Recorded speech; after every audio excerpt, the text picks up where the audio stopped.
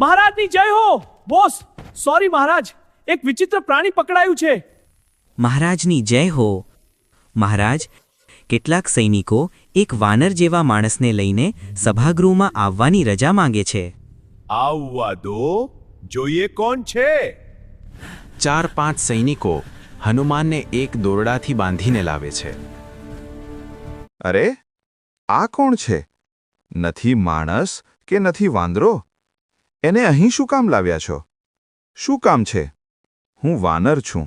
હું થોડો મનુષ્ય જેવો છું. મહારાજ, આ બહુ તોફાની છે.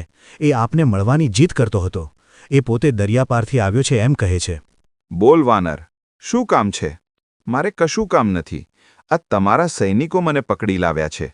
મહારાજ, આ માણસે આખી અશોક વાટિકા ખેદાન મેદાન કરી નાખી છે. બધા ઝાડ પરથી બધા ફળ ખાઈ ગયો. એટલું જ નહીં, કેટલાક ઝાડ પણ મૂળમાંથી ઉખેડી નાખ્યા. એ બધા તો સૂકા ઝાડ હતા. અરે મૂર્ખ વાનર, વચ્ચે ના બોલ. હવે કહે, તે શા માટે તોફાન કર્યું? તું દરિયા પારથી આવ્યો છે એ વાત સાચી છે?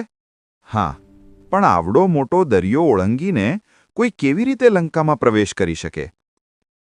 જુઓ મહારાજ, એ જાણવું હોય તો મને પણ તમારા મંત્રીઓ બેઠા છે એવા આસન પર બેસાડો, પછી કહું. તું એક તુચ્છ વાનર લંકાની રાજસભામાં આસન પર બેસીશ? ના, હું પ્રભુ શ્રી રામનો સેવક છું. રામદૂત તરીકે આપની સામે ઉપસ્થિત છું. અત્યારે આપનો મહેમાન છું, એટલે આસન તો આપવું જ પડે. રામનું નામ સાંભળીને રાવણ વધુ ગુસ્સે થયો. સૈનિકો, આ વાનરને હમણાં જ જેલમાં પૂરો. ક્ષમા મહારાજ, પણ આ અન્ય રાજ્યમાંથી આવ્યા છે એટલે આપણા મહેમાન કહેવાય. એમને જેલમાં ન પૂરાય. હું આપને વિનંતી કરું છું કે એમને આસન પણ આપવું જોઈએ. બિલકુલ નહીં. એણે જે કહેવું હોય તે ઊભા જ કહેવું પડશે. પણ મહારાજ, પણ ને બણ, આ મારી આજ્ઞા છે કે એ ઊભો જ રહેશે. કંઈ વાંધો નહીં, મને આસન પર બેસતા આવડે છે. આમ કહી હનુમાને પોતાના હાથની એક આંગળી ખેંચી અને પૂંછડી લાંબી થવા માંડી. પૂંછડીને ગોળ ગોળ ગૂંચડા જેમ ગોઠવવા માંડી. પૂંછડી ખૂબ લાંબી થઈ એટલે રાવણ કરતાં પણ ઊંચું આસન થયું. હનુમાન તો કૂદકો મારીને એની ઉપર બેસી ગયા.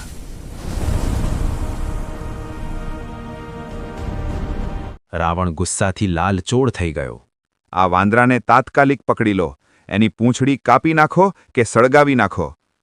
મંત્રીઓ અને સૈનિકો હનુમાનની આવી શક્તિથી ડરી ગયા એટલે એમને એમ ઊભા રહ્યા. હનુમાન પોતાના પૂછાસન પર બેઠા બેઠા હસતા રહ્યા. સૈનિકો, તાત્કાલિક મારી આજ્ઞાનું પાલન કરો. આ અભિમાની વાનરની પૂંછડી સળગાવી દો. સૈનિકો ક્યાંકથી થોડા ગાભા ગોદના લાવ્યા અને હનુમાનની પૂંછડી પર વીંટાળ્યા. ક્યાંકથી તેલ લાવીને એ ગાભા ગોદડા પર રેડ્યું. છેલ્લે દિવાસળીથી પૂંછડી સળગાવી. જેવી પૂંછડી સળગી કે તરત હનુમાને પોતાનું પરાક્રમ શરૂ કર્યું. લાંબી પૂંછડીનો છેડો જુદી જુદી જગ્યાએ અડકાવવા માંડ્યો. ઘડીકમાં આ ખૂણે તો ઘડીકમાં પેલા ખૂણે. આખી રાજસભામાં ભાગમ ભાગ થઈ ગઈ. હનુમાન તો સળગતી પૂંછડી સાથે ત્યાંથી કૂદીને રાજમહેલના બીજા મકાનો તરફ ગયા. ત્યાંથી બજાર બાજુ ગયા. જ્યાં ગયા ત્યાં આગ લાગવા માંડી. લંકાના રાક્ષસો નાસભાગ કરવા લાગ્યા. સૈનિકો એક જગ્યાએ આગ હોલવે ત્યાં હનુમાન બીજી જગ્યાએ પૂંછડી અડકાડે. ઠેક ઠેકાણે આગ લાગી. હનુમાન તો હસતા જાય, આગ લગાડતા જાય ને ગાતા જાય. લંકા તારી સળગી ગઈ, પૂંછડી મારી સાજી રહી. તેલ પણ તારું, ગાભા તારા, દીવાસળી પણ તારી ગઈ, પૂંછડી મારી સાજી રહી. સળગ્યા મકાનો ને સળગ્યા મહેલો, ઊભી બજાર પણ સળગી ગઈ, પૂંછડી મારી સાજી રહી.